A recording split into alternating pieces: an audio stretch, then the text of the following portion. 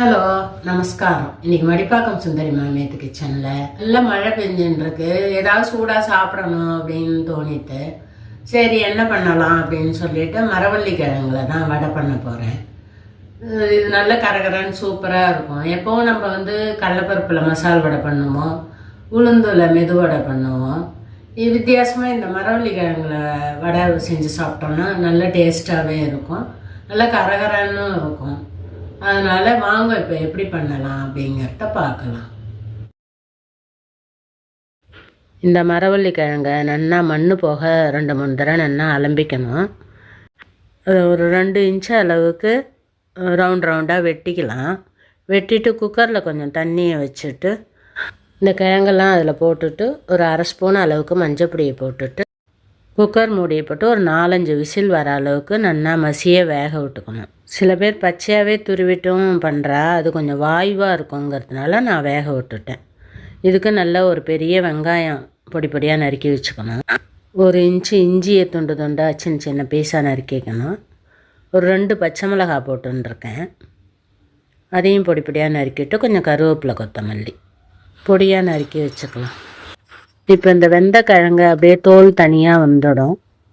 அதை எடுத்துகிட்டு நடுவில் ஒரு குச்சியாட்டம் இருக்கும் அந்த கிழங்குல, அதை மாத்திரம் எடுத்துட்டு நம்ம அப்படியே நல்லா மசிச்சுக்க வேண்டியதுதான்.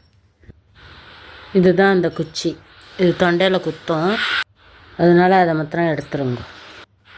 4-5 விசில் விட்டுட்டோன்னாக்கா நல்லா கையாலேயே மசிக்கிற அளவுக்கு நல்லா வெந்திருக்கும்.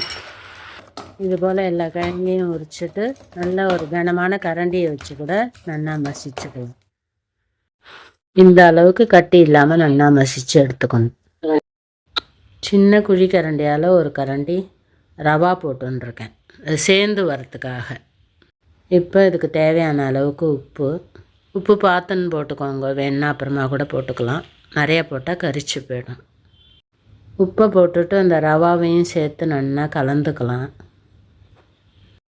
ரவாவையும் போட்டு நல்லா கலந்துட்டு இந்த நம்ம நறுக்கி வச்சுருக்கிற வெங்காயம், பச்சை மிளகா, இஞ்சி, கருவேப்பிலை எல்லாத்தையும் ஒன்றா போட்டு இந்த மாவை நல்லா கலந்து 4 பக்கமும் பிசைஞ்சு வச்சுக்கலாம். நம்ம வெங்காயத்தெல்லாம் போடுறத இந்த மாவு கொஞ்சம் லூஸாகும். அந்த சமயத்தில் ரொம்ப லூஸாக இருந்ததுனாக்கா கொஞ்சம் அரிசி மாவு எடுத்து ஒரு ரவா போட்ட அதே குழி கரண்டியால் ஒரு கரண்டிக்கு அரிசி மாவையும் போட்டுக்கலாம். 1 ஸ்பூன் அளவுக்கு சோம்பும் அதில் போட்டுட்டு நல்லா கலந்துக்கோங்க. கொஞ்சம் கெட்டியாக இருந்ததுனா தான் எண்ணெயை குடிக்காமல் இருக்கும். ரவாவும் அரிசி மாவும் போட்டோன்னா தான் உதிராக போகாமல் நல்ல பைண்டிங் கிடைக்கும், அதுக்காக தான் போடுறது. இப்போ ஸ்டவ்வை பற்ற வச்சுட்டு வானல் அடுப்பில் போட்டுட்டு பொரிக்கிறதுக்கு எண்ணெயை வச்சிடலாம். இப்போ எண்ணெய் சூடாகிற டயத்துக்குள்ளே நம்ம வாழை இலையோ இல்லை இதை மாதிரி ஒரு பால் கவரோ எடுத்துட்டேன்.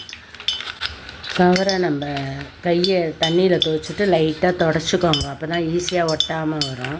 அதில் ஒரு எலுமிச்சங்காயை விட கொஞ்சம் பெரிய உருண்டையாக எடுத்துக்கோங்க. எடுத்துட்டு அதை தட்டிட்டு ஒரு நடுவில் ஒரு ஓட்டையை போட்டுட்டு ஒரு தட்டில் எடுத்து வச்சுக்கலாம். இதே போல் 4 நாளாக எடுத்து வச்சுட்டோன்னாக்க ஈஸியாக போட்டு எடுத்துடணும். ஒன்றா தட்டி போட்டோன்னாக்கா ஒன்று ஃபஸ்ட்டு செவந்துடும், அடுத்தது கொஞ்சம் லேட்டாகும் வேகிறதுக்கு. அதனால் 4 நாளாக தட்டி வச்சுட்டு போடுங்க. இப்போ எண்ணெய் காஞ்சுடுத்தான்ட்டு கொஞ்சமாக மாவு எடுத்து போட்டு செக் பண்ணிக்கலாம். இப்போ நல்லா காஞ்சுடுத்து அடுப்பை மீடியம் ஃப்ளேமில் வச்சு இதை வேக விட்டுக்கோங்க. ஏன்னா ரொம்ப சிம்மில் வச்சா எண்ணெயை குடிக்கும், ரொம்ப நேரம் ஆகும். போட்ட உடனே திருப்பி விடாதீங்க. ஒரு நிமிஷம் கழித்து அப்புறமா கொஞ்சம் செவந்ததுக்கு அப்புறமா திருப்பி விட்டால் போதும். கிழங்கா இருக்கிறதுனால அது அலந்து போயிடும். அப்புறம் இந்த வடை குழந்தைகளுக்கும் நல்ல ஹெல்த்தியானது, மரவள்ளி கிழங்குங்கிறதுனால ஸ்கூல் விட்டு வர குழந்தைகளுக்கு ஈஸியாக பண்ணி கொடுத்துடலாம். இந்த அளவு செவந்ததும் நீங்கள் திருப்பி போட்டுக்கோங்க. இந்த மாதிரி போடுறத அலந்து போகாது, அப்படியே இருக்கும். இந்த அளவுக்கு செவந்ததும் நம்ம அடுப்பை சிம்மில் வச்சுட்டு எடுத்துடலாம் எல்லா வடையும். இதே போல் எல்லா மாவையும் நம்ம தட்டி எடுத்துக்கலாம்.